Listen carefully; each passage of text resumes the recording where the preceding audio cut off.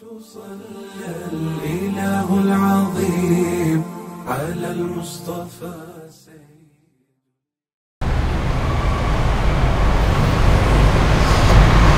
السلام عليكم ورحمة الله وبركاته.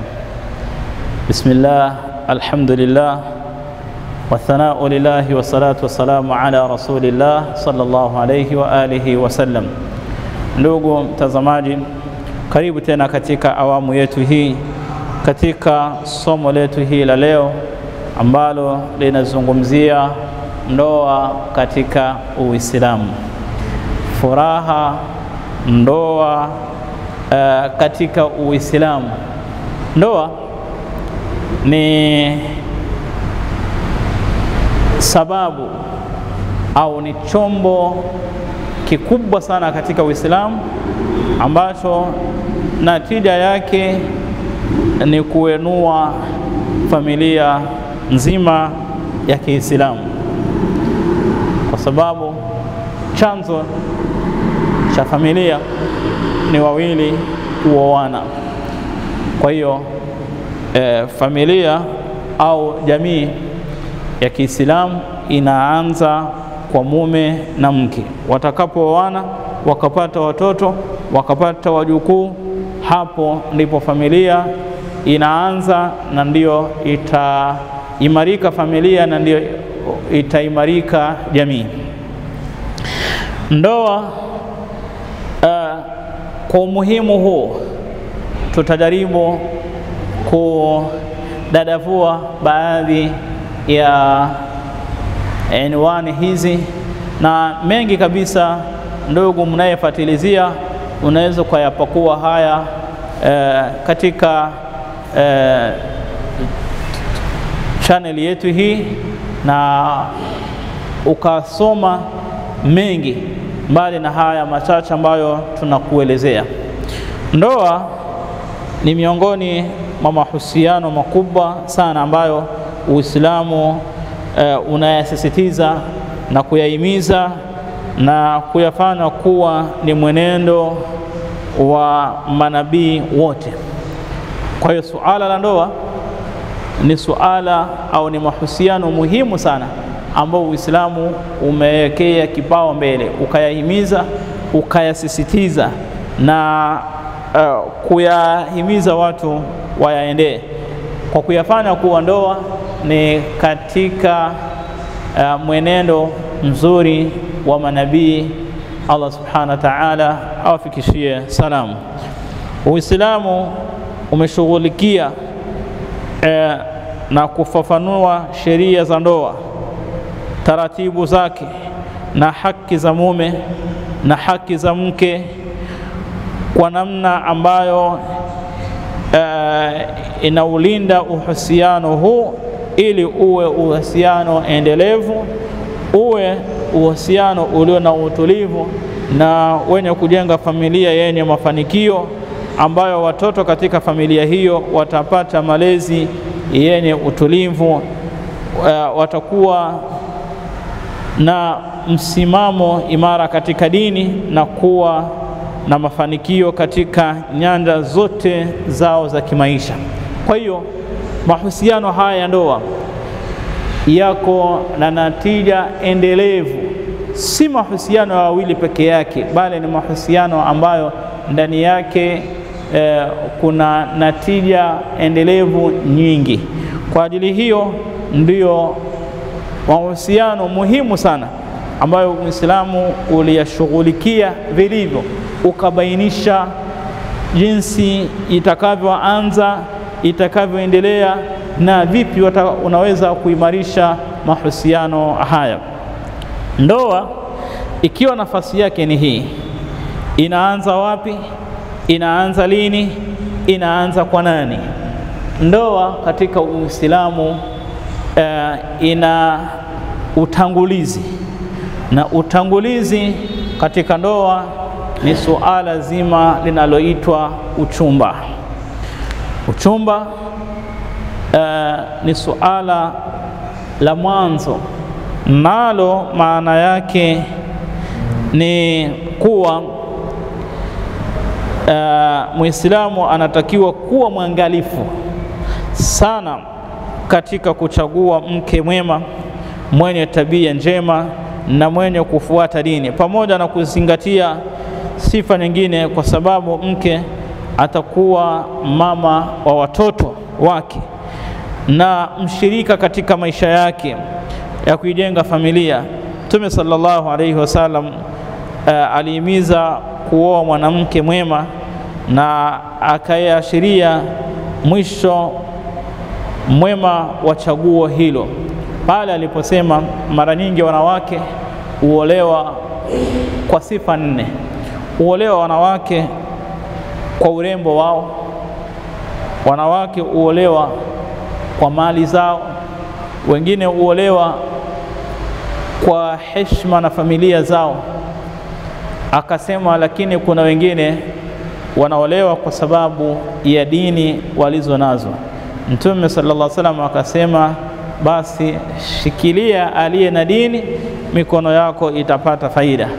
Kwa hiyo akasisitiza sana katika yote haya tuzingatie sana suala la dini na tabia njema. Pia inatakiwa kwa familia ya mwanamke kumkubali mwanaume endapo ni mtu wa dini na tabia nzuri, na kumrahisishia ndoa yake kadri iwezekanavyo. Mtume sallallahu alaihi wasallam amesema ya kuwa atakapokujieni mtu ambaye mnaridhia dini yake na tabia zake, basi muozesheni. La si hivyo itakuwa itapatikana mtihani katika ardhi na uharibifu mkubwa, sababu hawa watu huenda wakapendana na wakafanya maharibifu makubwa. Kwa hiyo tunatakana turahisishe, maada wamekuja kijana anaye ridhisha dini yake na tabia zake aozeshe. Ama uchumba ni mwanaume kwenda kwa familia ya mwanamke na kupeleka maombi ya kutaka kumuoa mwanamke huyo mwanaume, au kutuma ujumbe kutoka kwa mwanaume kwenda kwa familia ya mwanamke kwenda kupeleka maombi ya kumuoa huyo mwanamke, na ni makubaliano ya awali ya ndoa. Kwa hiyo uchumba ni makubaliano ya awali ya ndoa na ni ahadi ya kwanza ya kuoana. Uchumba uzingatiwa kama hatua ya mwanzo miongoni mwa hatua za ndoa. Kwa hiyo uchumba tunaweza tukasema ni maombi au ni ahadi au ni makubaliano ya awali ya ndoa. Kwa hiyo ni utangulizi wa ndoa ili kupatikane makubaliano baina ya familia au baina ya mume anayetaka kumuoa binti au mwanaume anayetaka kumuoa mwanamke. Familia ya mwanamke itakapoafiki na kumwahidi mwanaume kwamba watamuozesha binti yao, uchumba utakuwa umetimia, na baada ya hapo sheria kadhaa zitafuata. Kwa hiyo likiwa ni ombi, tunatarajia moja katika mawili: ima ombi hilo likubaliwe au ombi hilo likataliwe. Litakapokubalika ombi hili na familia ya mke ikaridhia au ikaonyesha ridhaa na kukubaliana na ombi hilo, basi uchumba utakuwa umetimia, na lifuatalo ni sheria kadhaa zifuate. Sheria ya kwanza, uchumba ni kipindi kinachotangulia ndoa, kinaiandaa na kumfanya mwanamke bado anabaki kuwa mwanamke au mtu kando. Kwa ajili hiyo mwanamke huyo katika kipindi cha uchumba, kwa maana hiyo atakuwa bado hawana ruhusa watu hawa wawili, bali ni haramu kwa wawili hawa kukaa faragha au kugusana au kumgusa mmoja wao, au miongoni mwa mambo ambayo ni haramu kufanya wakati hawa watu bado hawajahalalishwa kisheria. Yani huyu mwanamke atakuwa bado ni mtu kando, si halali wako kukaa naye faragha, kuongea naye faragha, au kutoka na yeye kukaa na yeye sehemu faragha na yeye, au kumgusa sehemu yoyote katika mwili wake. Hii itakuwa bado ni haramu kwenu nyinyi. Kadhalika sheria inamtaka mwenye kuchumbia awe mwanaume kumwangalia mwenzawe wake kabla ya kulikunja jamvi hili la kukubaliana, kwa anavyojitokeza. Kwa hiyo atatoka kwa hali ya kawaida, lakini afahamishwe mwanzo ya kuwa kuna fulani anataka kukuangalia, uangalizi au kukutazama kwa mtazamo wa kutaka akuoe. Kwa hiyo mwanamke alikubali hili au awe na taarifa hii, na wakati huo kuna baadhi ya sehemu zimeruhusiwa kisheria mwanamume kuziona, zikiwemo uso wake, zikiwemo viganja vyake vya mikono, na baadhi ya ulama walisema mpaka miguu yake, sehemu ya chini unaweza ukatazama. Na haya utatazama kwa sababu ya kuondoa shaka. Utatazama uso kwa sababu uso ndiyo sehemu iliyokusanya uzuri wa mwanadamu. Macho yako pale, pua iko pale, midomo iko pale, meno pia utayaona pale. Kwa hiyo atakapokupendezea kwa uso, wewe utajaza kuwa uzuri au urembo yuko nao. Kisha utatazama viganja vyake na miguu yake, ukiangalia unene wake au uembamba wake. Na urembo wa mwanamke ni sehemu hizi mbili, ni urembo wa sura na urembo katika umbile la mwili wake, na haya utakuwa umshayathibitisha tayari. Kisha sasa wewe ndiye utatoa uamuzi ya kuwa ameniridhisha au hajaniridhisha. Kadhalika naye mwanamke ana haki ya kukuangalia, kukutazama, kukuchunguza. Je, unafaa kuwa baba ya watoto wake au bado? Na azingatie katika yote hayo dini na tabia. Hilo ndilo la kuzingatiwa mwanzo. Mtume sallallahu alaihi wasallam alielezea sababu za kisheria kutokamana na kuangalia mchumba wako, kwamba kuna mmoja katika sahaba alioa, akaenda kwa Mtume sallam, akaulizwa na Mtume sallallahu alaihi wasallam, je, umemwangalia huyo mchumba wako? Sahaba akasema la, sijamwangalia. Mtume sallallahu alaihi wasallam akamwambia, nenda ukamwangalia, kwa sababu katika kumwangalia ni sababu ya kuifanya hii ndoa idumu, kwa sababu ndio atakuridhisha. Wakati unapooa mwanamke akakufanyia khiana siku ya kwanza, yani haukumuona vilivyo, siku ya ndoa utakapokuja kumuona utaona asema au utasema la, huyu siye yule ambaye nilikuwa natarajia kumuoa. Kwa hiyo utaishi katika ndoa ukiwa na hali ngumu sana, hata kama utakubali kumeza machungu, lakini ndoa hii itakuwa na maumivu makubwa sana. Kwa hiyo muangalie kabla ya kufanya uamuzi. Mtu akijua kwamba mwanamke fulani kachumbiwa na fulani, ima majibu yalitoka au majibu bado hayajatoka, ni haramu kwako wewe na wewe kupeleka uchumba kwa mwanamke huyo huyo. Mtume sallallahu alaihi wasallam anasema asichumbie mmoja wenu katika kuchumbia, au katika mwanamke aliyechumbiwa na ndugu yake, asichumbie mmoja wenu katika uchumba wa ndugu yake, kwa sababu jambo hili litaleta hasama, litaleta chuki na ugomvi baina ya Waislamu.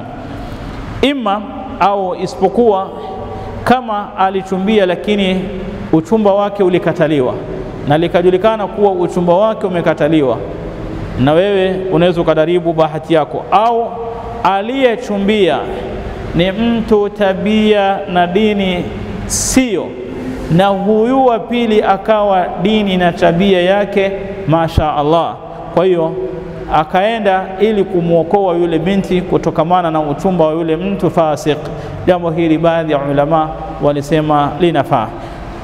Kisha imekuwa ni ada au baadhi ya ndoa zikanasabiana na baadhi ya mila na taratibu za baadhi ya makabila au baadhi ya watu. Huku kwetu Uswahilini mara nyingi tukipeleka uchumba huwa tunasema kuna kikapu cha uchumba au zawadi za uchumba. Zawadi hizi katika sheria hazijakatazwa wala kuamrishwa, kwa ni jambo ambalo halikatazi wala haliamrishi. Likifanyika sawa, lisipofanyika ni sawa, lakini tutambua ya kuwa zawadi hizi si katika mahari. Zawadi hizi si katika mahari, isipokuwa kama zitapatiwa jina la mahari tangulizi. Kama zitapatiwa jina la mahari tangulizi, kwa limetangulizwa, hapo ndipo litabeba jina la mahari. Lakini kama ni zawadi za uchumba, huku kwetu tunasema kifungua mlango au kubisha hodi, basi zitachukuliwa, na wala kama huu uchumba hautaendelea au utavunjika, hizi zawadi hizi hazirudishi, kwa sababu hazikuwa mahari mpaka zirudishwe. Kadhalika suala la pili baada ya utangulizi na haya yote kufanyika ya uchumba, tunaenda katika suala la kufunga ndoa au kuoa. Suala la kufunga ndoa au kuoa ni hatua ya pili. Tukumbuke ya kuwa baada ya uchumba kuna mambo mengi hupita kulingana na watu. Baadhi ya familia watakuelezea mahari ya binti yao, na wengine wakasema mahari lazima yatolewe kamili ndipo tufunge ndoa, na wengine wakasema la, maadamu amekuja sisi tutamwezesha mahari, watamalizana wenyewe. Hili suala la kufunga ndoa, ndoa ni makubaliano ambayo kutokana na makubaliano hayo mwanamke anakuwa mke wa mwanaume huyo, na zinafuatia sheria zote za ndoa. Allah subhanahu wa ta'ala ameita ndoa katika vitabu vyake au kitabu chake Qur'ani kwamba ni mkataba mzito, makubaliano mazito. Hii ni kutokana na umuhimu wake na wajibu wa kulilinda na kulikuza suala hili la ndoa. Ili ndoa iwe sahihi, ili ndoa iwe sahihi kisheria, si sahihi kwa jamii, sahihi kisheria, kwa sababu ndoa inaweza kawa sahihi kwa jamii pale watu watakuwa na hall kubwa, watu watakuwa na chakula kingi, watalikwa wageni mashuhuri, kutasherekewa. Hii itakuwa sahihi kwa jamii, lakini ili sahihi kisheria ni lazima yapatikane baadhi ya masharti yafuatayo. La kwanza kabisa, ili ndoa iwe sahihi ni lazima kupatikane ridhaa au kukubali, ridhaa au kukubali kwa hawa wenye kuoana. Yani mwanaume aridhie kumuoa yule mwanamke na yule mwanamke naye pia aridhie kuolewa na mume huyu. Ni lazima mwanaume aridhie, kusipatikane ulazima kuwa amelazimishwa, na pia lazima mwanamke naye aridhie na asilazimishwe. Ridhaa ya mwanamke inajulikana kutamka kuwa amekubali kuolewa, kama mwanamke huyo aliwahi kuolewa, yani mke mkuu.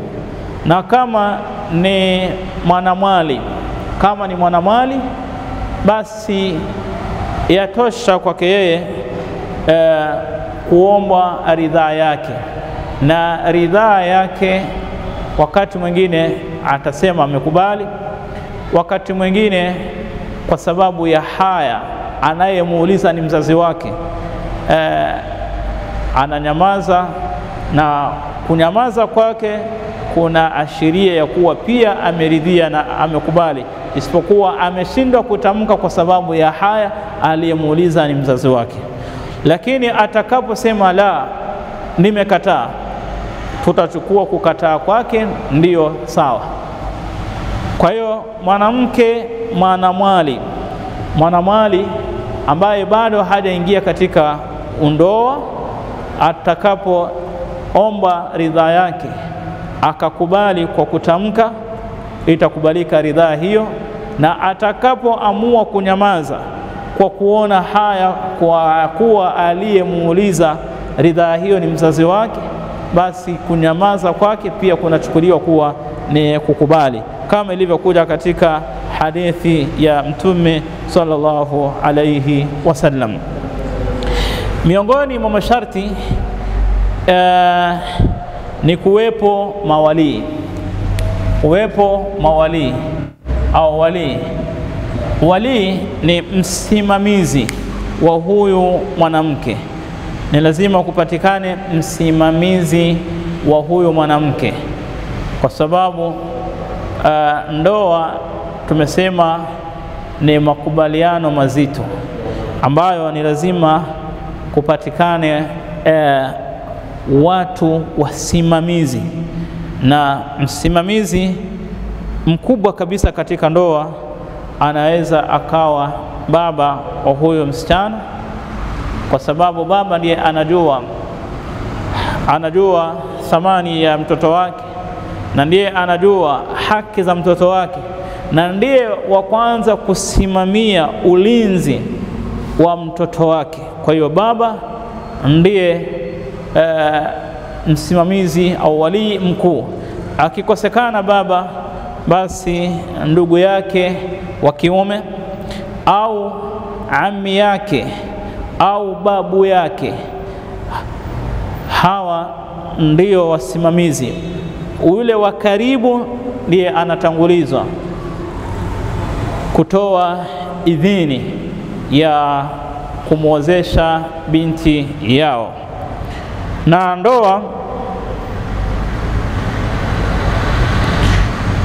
ili tumwozeshe kijana,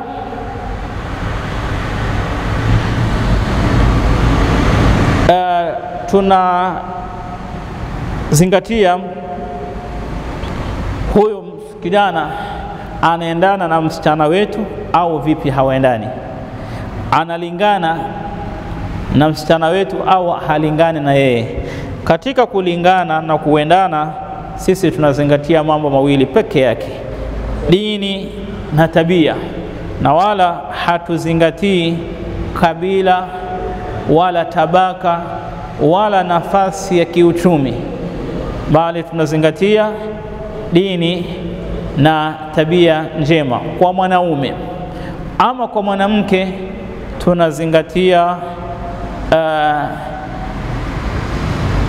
kujihifadhi, awe ni mtu anayekuwa na heshima, kwa sababu baadhi au Mwenyezi Mungu Subhanahu wa Ta'ala alielezea wale ambao ni halali sisi kuwaoa, akaelezea wanawake wa Kiislamu waliojihifadhi, na akasema pia wanawake katika wanawake wale waliopewa kitabu ambao pia wamejihifadhi. Kwa hiyo hifadhi ndiyo ya kwanza, ndiyo inasimamia, inaangaliwa hasatan katika wanawake, na Uislamu umehimiza sana kuwaoa waliojihifadhi wa Kiislamu kwa kuzingatia natija itakayopatikana watoto kwa sababu sisi hatuoi kukidhi shahawa zetu, tunaoa kujenga familia. Sasa watakaopatikana watoto wakiangalia mama ni wa kwenda katika ibada hii na baba ni wa kwenda msikitini, kidogo kutaleta utata kwa watoto. Kwa hiyo bora zaidi wa kuolewa ni mwanamke wa Kiislamu ambaye amejihifadhi pia. Sio ni mwanamke ambaye anatembea nje, anazurura, atakuwa hana heshima, au wewe utakuwa hauna heshima kwa jamii. Miongoni mwa masharti ambayo yanapatikana au yanazingatiwa katika ndoa ni mahari.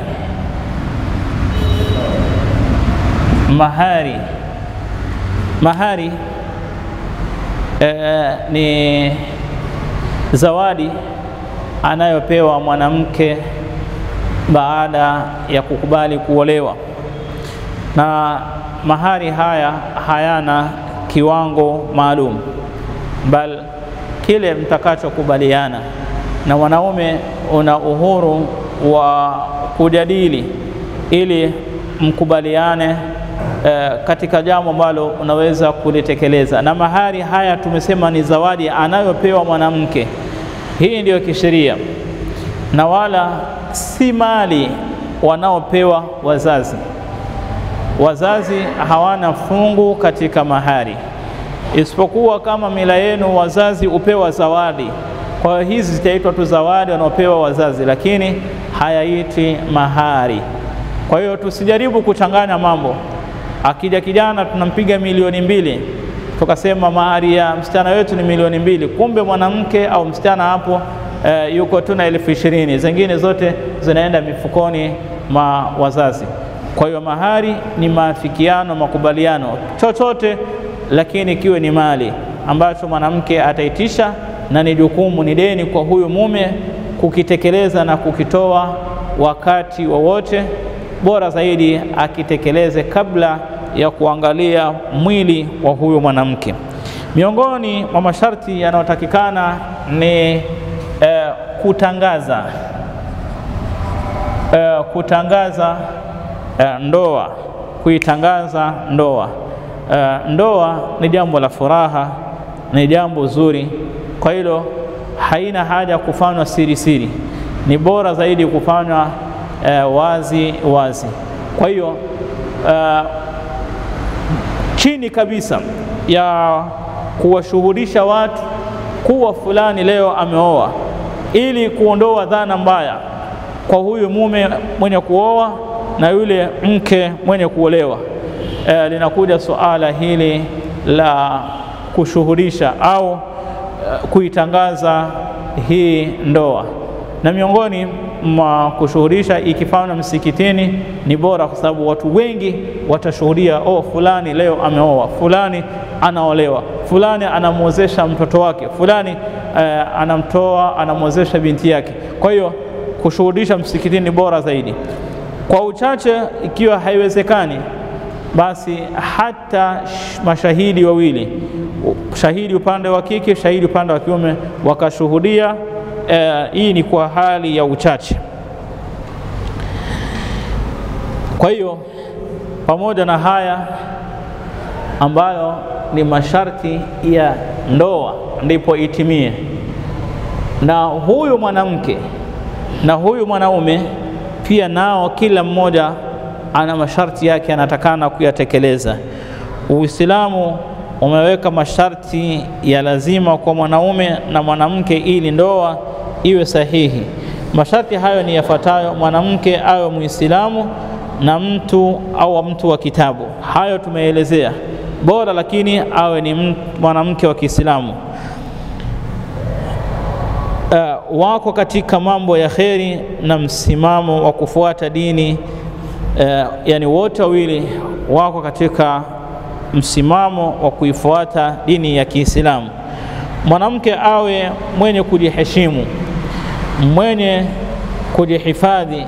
Ni haramu kumwoa mwanamke anayefahamika kwa mambo machafu kama vile uzinzi na usharati. Kadhalika mwanamke asiwe miongoni mwa maharimu zake. Maharimu ni wale watu ambao walikataza kisheria kuolewa, au wewe ulikatazwa kisheria kuoa.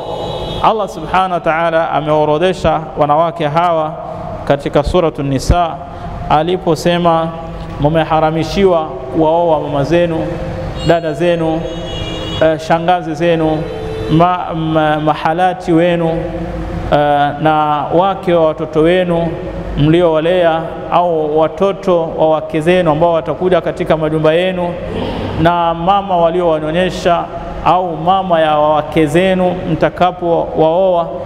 Hawa wote kumuoa pia imeharamishwa, kumuoa mke wa mtu, na watoto wa dada zenu, watoto wa kaka zenu.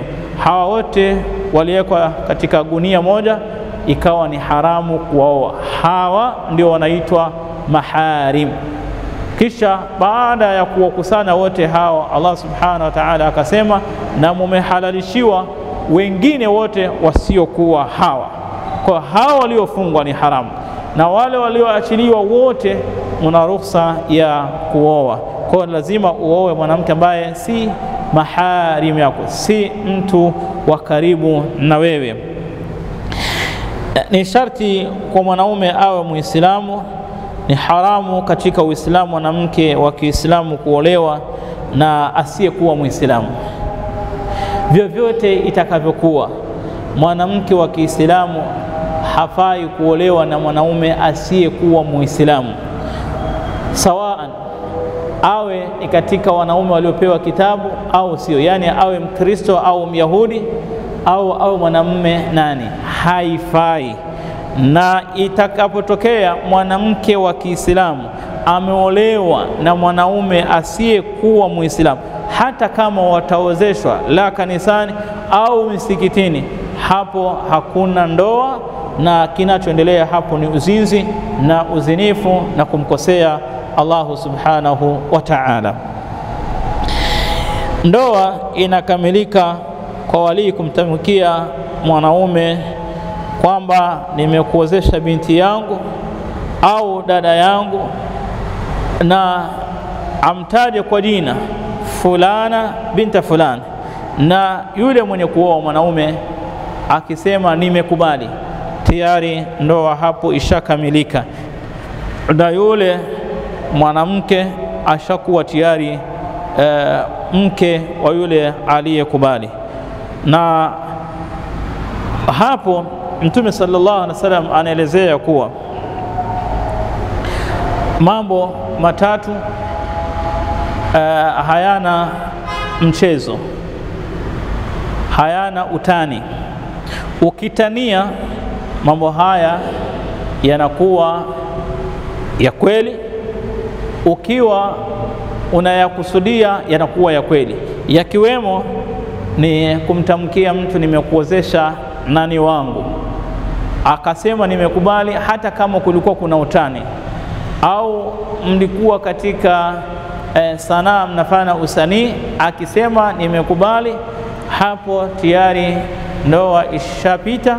Sasa yanayofuatia ni yule mke au mwanamke ashakuwa mke wa huyo aliyekubali. Kwa hiyo mambo hayo Muislamu anatakana kuwa makini. Haya ni mambo katika dini ambayo haifai utani ndani yake. Baada ya kuyafahamu masharti hayo, hapo ndoa yetu ishakamilika. Baada ya kukamilika ndoa yetu, linalofuatia ni hawa wenye ndoa, wanandoa wetu, kila mmoja ana haki zake ambazo anataka kutekelezewa na mwenza wake. Mwanamke ana haki zake ambazo anastahiki kuzipata haki hizi kutoka kwa mume. Kadhalika mume naye ana haki zake ambaye anazistahiki kutoka kwa mke wake. Tukianza na haki za mke, ya kwanza kabisa ni huduma na makazi. Ndoa katika Uislamu ni majukumu. Kwa hiyo kama ni majukumu, wewe utakapokubali kuoa, umekubali kuyabeba majukumu haya. Na majukumu haya, la kwanza kabisa ni makazi ya huyo mwanamke. Sehemu atakayoishi au atakayokaa ni lazima itokane na huyu mwanaume. Kwa hiyo mwanaume, la kwanza kabisa anatakana kutayarisha makazi au kuyasimamia makazi, sehemu atakayoishi, atakayokaa huyu mwanamke, sawaan iwe ni nyumba aliyojenga au ni nyumba aliyopanga au atasimamia katika hali yoyote. Kwa hiyo hili ni jukumu la kwanza ambalo liko mabegani mwa huyu mwanaume. Jukumu la pili ni huduma, kumhudumia mwanamke. Na katika huduma ni kuhakikisha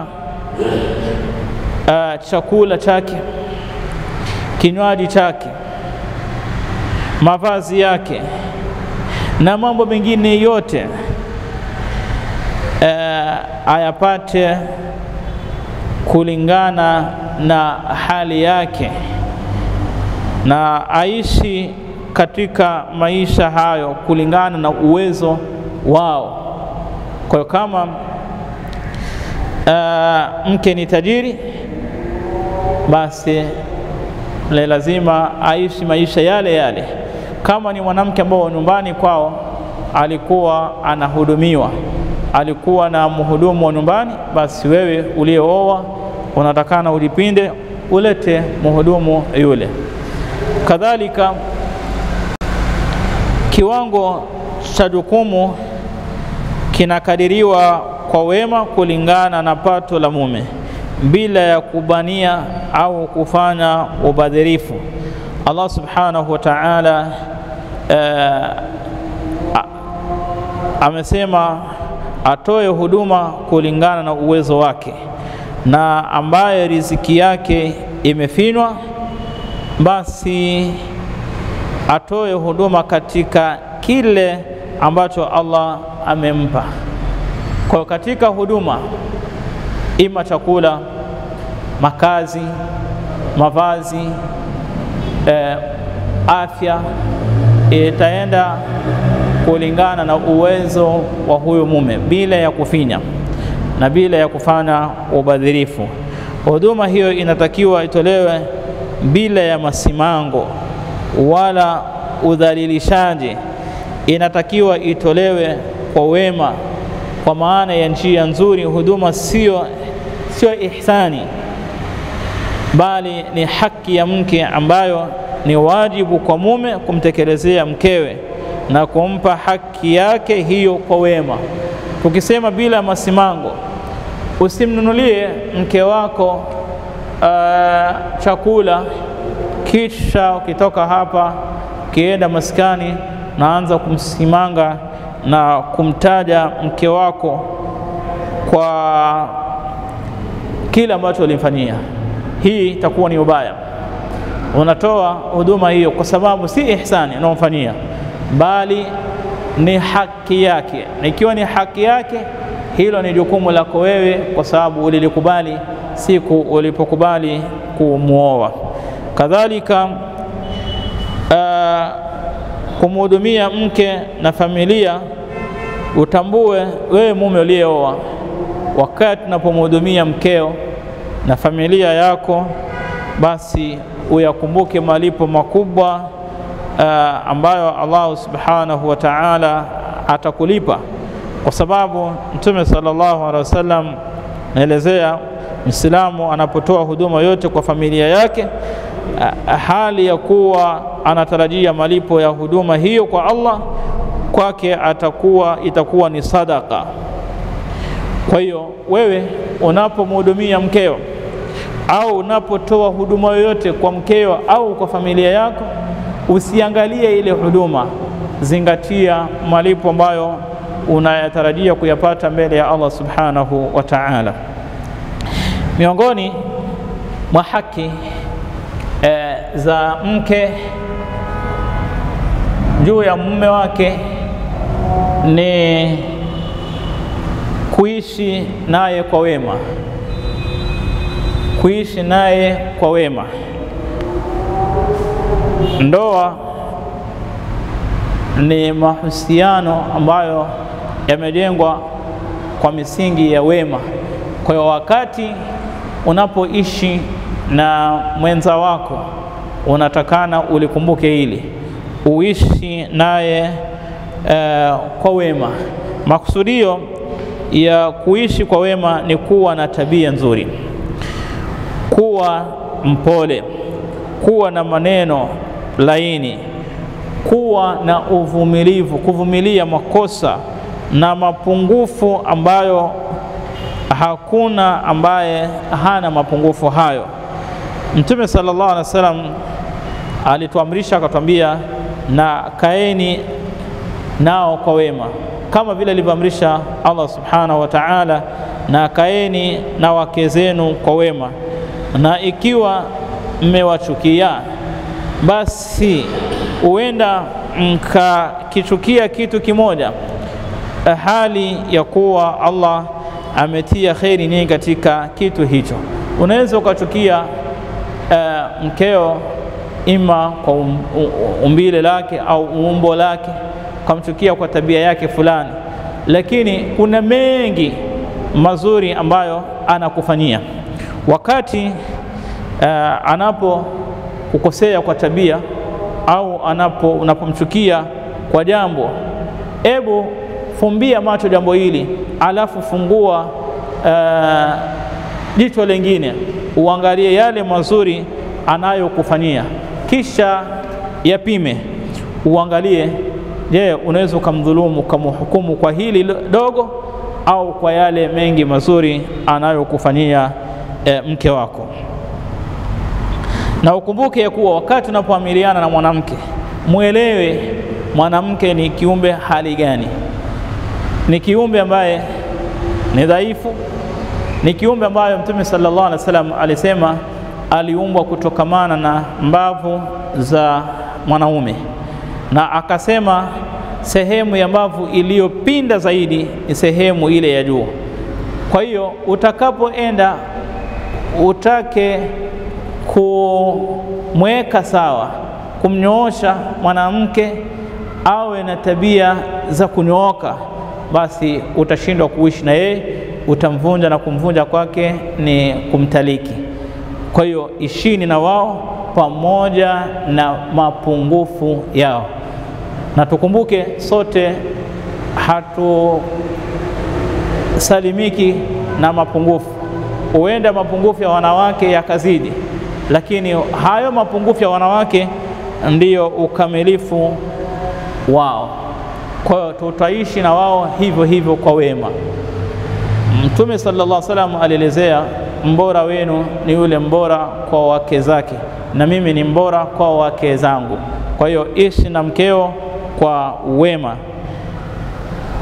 Mtume sallallahu alaihi wasallam amesema pia kuwa mbora wenu ni yule ambaye ni mbora kwa familia yake, na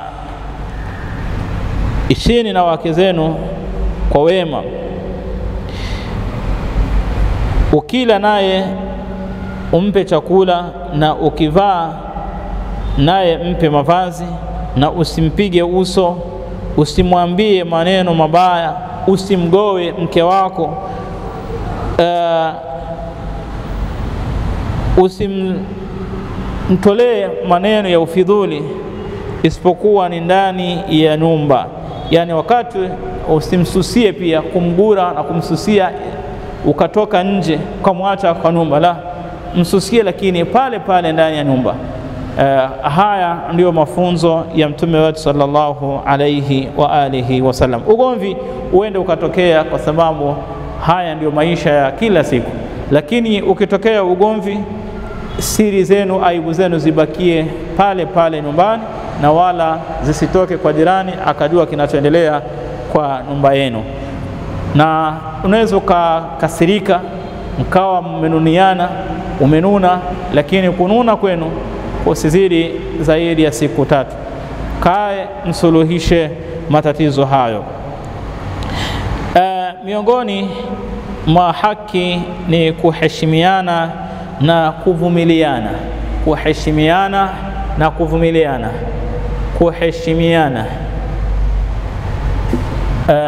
kwa sababu mwanamke ndio heshima yako, unatakana umheshimu na umvumilie katika tabia. Ni lazima kuchunga maumbile ya mwanamke ambayo yanatofautiana na maumbile ya mwanaume, na kujitahidi kuyatazama maisha kwa pande zake zote. Hakuna asiyekosea. Na kwa kuwa wanawake ni viumbe dhaifu, ni wajibu wetu kuwa na subira na kufikiri kwa mtazamo chana, yani mtazamo hali mbili, huku na huku. Pima pande zote mbili, kwa sababu mwanamke ni kiumbe dhaifu na ni kiumbe ambaye hajakamilika. Ishi na yeye kwa makini sana. Jambo la 4 ni haki ya kustarehe na yeye au kulala naye. Inatakiwa kwa mume kulala kwa mkewe.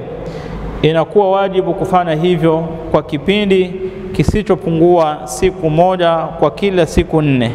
Pia ni wajibu kwake kupanga zamu kwa wake zake kwa uadilifu. Kama ameoa zaidi ya mke mmoja, awe anapanga zamu kwa uadilifu. Na hapa katika kulala, kustarehe na mkewe, inatufundisha zaidi ya kuwa mwanamke ni kiumbe anayemhitajia mumewe, hasatan kimwili, kiafya. Anahitajia kuwa karibu sana na mumewe. Na suala hili linagonga vyombo vya habari, hasatan katika hali tunayoishi sasa. Kijana kwa sababu ya ugumu wa maisha ameoa, baada ya mwezi mmoja anasafiri, anaenda ughaibuni kwenda kutafuta maisha. Anamwacha mwenza wake akiwa ndio ameuwasha moto, yeye anaenda huko. Au msichana ameolewa kwa ugumu wa maisha na yeye anaamua kwenda nchi za Uarabuni kwenda kutafuta maisha. Hali hii imechangia ndoa nyingi kuvunjika. Tunawaambia na kuwashauri vijana wenye kuoa, tafuta maisha. Utakapoingia kwenye ndoa, ukumbuke sasa wewe unatakikana kutazama na kuangalia haki hii ya kulala. Umar radhiallahu anhu alimuuliza binti yake, je, mwanamke anaweza kuvumilia kwa kipindi gani bila ya mwanaume, mwanamke aliyeolewa tayari? Akaelezea Hafsa, mwanamke akizidi basi ni miezi 4. Baada ya hapo kinachoendelea mwanamke ni kuumia, hawezi tena kuvumilia. Na wacha kuongea kupambana na sheria ya kuwa huyo ni mwanamke aliye akili zake zinafikiria uovu, sisi wengine tunaweza. La, haya ndiyo maumbile ya wanawake. Kama wewe unaweza kuishi zaidi ya mwaka mmoja, basi wewe ni katika wale shadh, yani walio na hukumu tofauti, na ni wachache, lakini wengi hukumu yao ndiyo hii. Kwa hiyo sheria hii au haki ya mwanamke kulala na mumewe. Haki nyingine ni kulinda haki ya ulinzi. Wewe mwanaume unatakana umlinde mkeo katika kila kitu, hata itakapotokea ikapelekea wewe kupoteza maisha yako, ukiwa unamlinda na kumtetea mkeo, basi lifanyike hilo. Kwani Mtume sallallahu alaihi wasallam alielezea kuwa atakayeuliwa akitetea na kulinda heshima yake, basi yeye amekufa shahidi. Kwa hiyo wewe ndugu yangu, linda heshima yako, kwa sababu mke wako ni heshima yako wewe. Leo utapata jamaa na amekaa hapa na mkewe, na unapita asalamu alaykum, unaingia kwa nyumba, unatoka, mke wako anachezewa na huyu, anachezewa na yule, na wewe hauna la kuongea. La, hata kama ni biashara, mke si kiumbe cha biashara. Hiyo ni sehemu ambayo haifikiwi. Kwa hiyo wewe kuwa na wivu na kumlinda mke wako. Haki nyingine, usitoe siri ya mke wako. Usitoe siri ya mke wako. Mke wako anaweza kuwa na udhaifu fulani ndani ya nyumba, basi wewe mhifadhi, mlinde katika udhaifu huo, na wala usianze kuelezea nje. Mtume sallallahu alaihi wasallam anaelezea yule ambaye atakuwa na sehemu mbaya siku ya kiyama ni yule ambaye atastarehe na mkewe, kisha anatoka asubuhi kuelezea, bwana mke wangu yuko hivi yuko vile. Haya yote hayafai. Acha siri za nyumbani za mkeo zibaki zake, na wala usizitoe nje. Miongoni mwa haki ya mke, haifai kumtendea uovu. Wakati mnapokosana, na jambo la kawaida kukosana, kwa sababu nini viumbe, inatakiwa kutatua matatizo kwa mazungumzo, kwa nasaha, kwa mawaidha, kwa kusahihisha makosa. Na inafaa labda umejaribu kutatua kwa utulivu, lakini hakuna utatuzi wote, unaweza pia ukaenda hatua ya pili, kumsusia. Na kumsusia ni kutozungumza na yeye, lakini au kumgura, lakini ndani ya nyumba. Usimgure ukaenda ukalala guest, la, mgure lakini ndani ya pembe nne za nyumba. Amesema Aisha Allahu radhi na yeye kwamba Mtume sallallahu alaihi wasallam hakuwahi kumpiga mkewe wala mtumwa, isipokuwa alipokuwa katika vita dhidi ya maadui wa Allah subhanahu wa ta'ala. Kwa hiyo mke wako si punching bag, ukawa sasa wewe unaenda jimu kutreni ili kuja kumpiga mangumi na mateke mtoto wa watu. La, huyo ni kiumbe anayetaka heshima. Pungufu ziko nyingi, akikuchokesha wewe muachilie, kuna wengine wanamtamani, lakini haifai kumgeuza sasa kumpiga na kumchoma paka kwa visu. Hili sasa limepita hata maelezeo. Sheria ya Kiislamu, mwanamke hafanyiwi ubaya huu. Miongoni mwa haki za mwanamke ni kumfundisha na kumnasihi. Fundishe mambo ya dini, mambo yaliyo na manufaa na yeye, na wakati akikosea mkalishe chini umnasihi. Ad-dinu an-nasiha, dini ni kunasihiana. Kwa hiyo mke wako ni katika watu wa karibu sana ambao wewe unatakana kumnasihi wakati anapofanya makosa. Kadhalika, miongoni mwa masharti au haki za mke ni kutekeleza masharti yake ambayo mlikubaliana nayo. Ole wako mwanamke akuwekee masharti wakati unamuoa, wakati unamuoa, kwa sababu umempenda, anakuwekea masharti. Haya masharti ni lazima uyatekeleze. Akikwambia mimi unanioa, lakini sitaki unitoe katika mji wetu huo, madam yale masharti si ya haramu, wala masharti hayavunji jambo la halali. Wewe ni lazima masharti hayo uyatekeleze. Wametofautiana wanavyuoni kuhusiana na masharti ya mimi nanioa lakini usioe mwanamke mwingine baada yangu mimi. Masharti haya utayatekeleza au hautayatekeleza? Masharti haya kwa kuwa yanagongana na aya za Mwenyezi Mungu, baadhi ya wanavyuoni wakasema masharti haya hayamo katika masharti ya kukubali. Lakini masharti mengine haya, mimi sikuli chakula fulani, mimi nataka kuishi mji fulani, mimi niko hali kadha ya kadha, basi masharti haya utakapoyakubali wakati unapomuoa, basi ni lazima masharti haya uyatekeleze, kwa sababu hii ni miongoni mwa haki zake.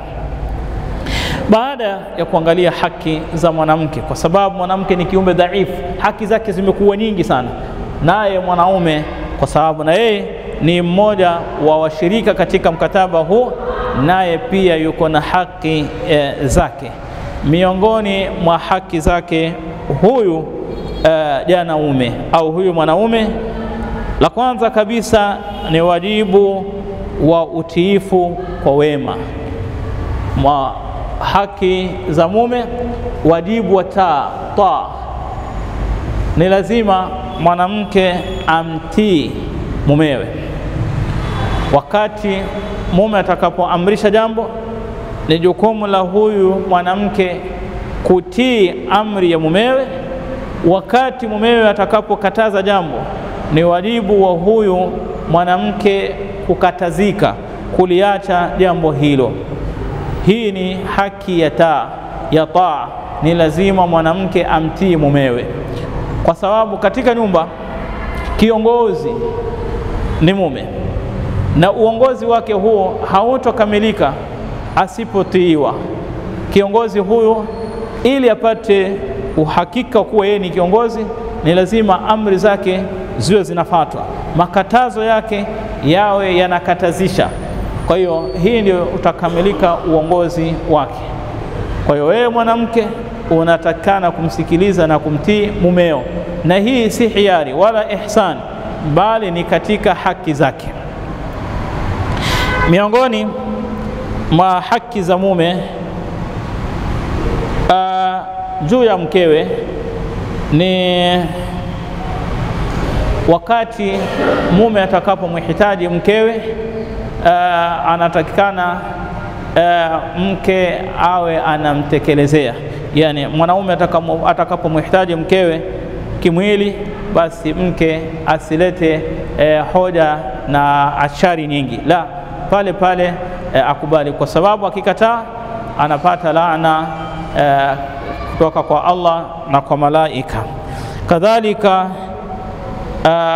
kutomruhusu mtu yoyote kuingia katika nyumba ya mumewe bila ya idhini yake, au kutotoka nyumbani isipokuwa kwa idhini ya mumewe. Asiende popote, hata kama anaenda kwa wazazi wake, asiende pasipo na idhini ya mumewe. Mke kumhudumia mumewe, haya mambo kwa kumpikia, kwa kumfulia na kumfanyia mambo mengine, ni jukumu la mke kumfanyia mumewe. Kadhalika mwanaume aliye na mke zaidi ya mmoja pia anatakana kuangalia baadhi ya mambo. La kwanza, uwe mwadilifu. Haujakatazwa kuoa zaidi ya mmoja, lakini uwe mwadilifu kwa wake zako zote. Usipendelee huyu kwa sababu ni mweusi, kwa huyo ni mweupe, kwa sababu huyo ni mrefu, huyo ni mfupi, huyo ni mnene, huyo wote lazima uwe na uadilifu.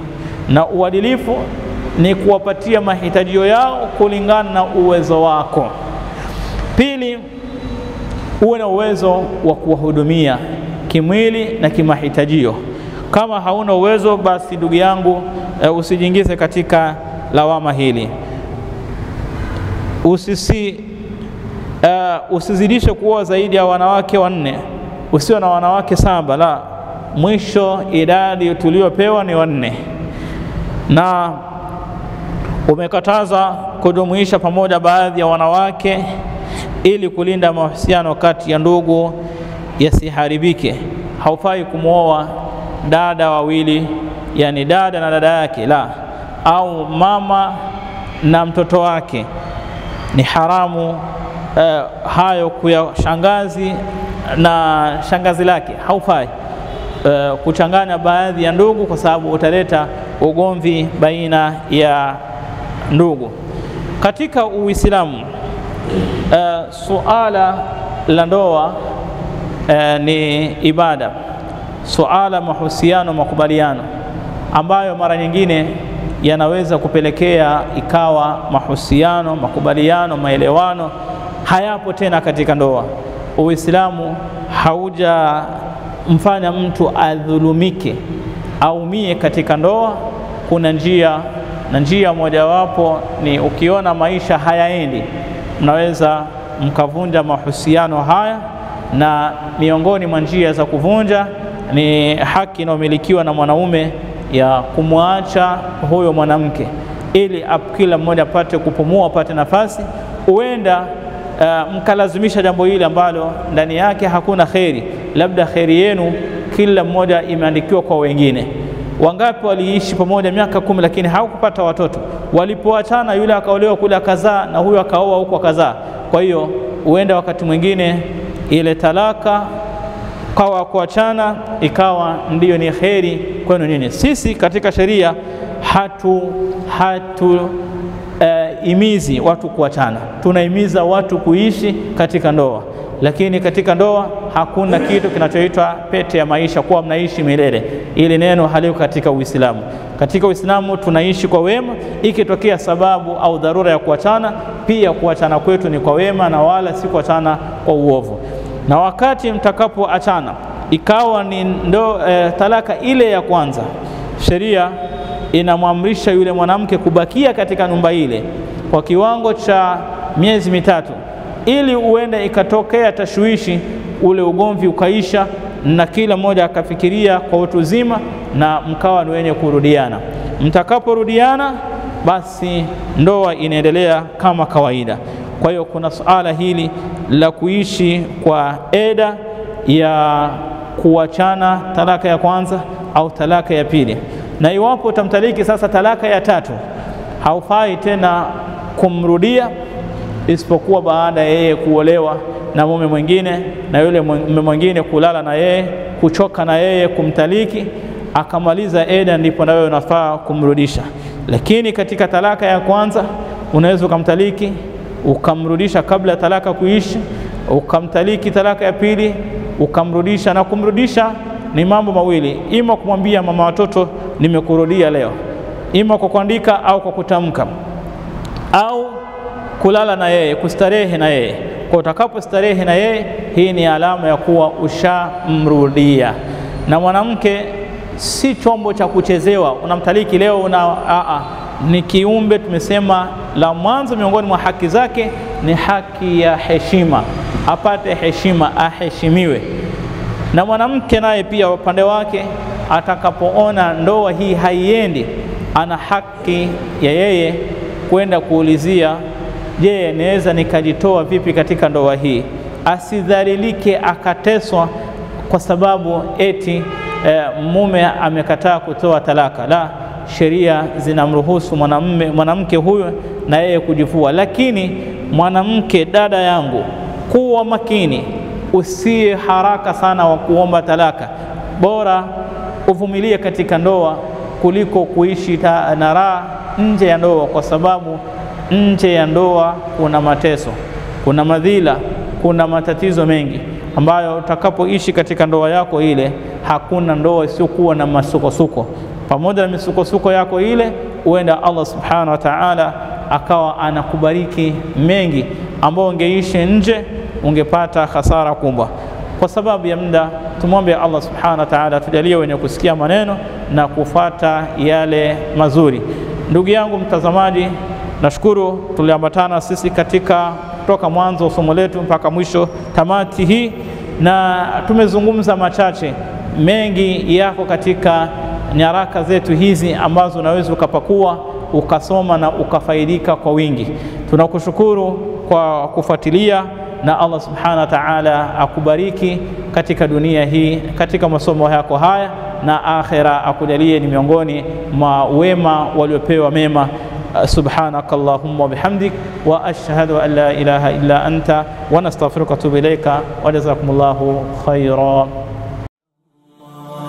قم وابتهل ويمن إلى الله، قم وابتهل إذا رمت حقا بلوغ العنان، فثابر وحصل بجهد تصل، فثابر وحصل بجهد تصل.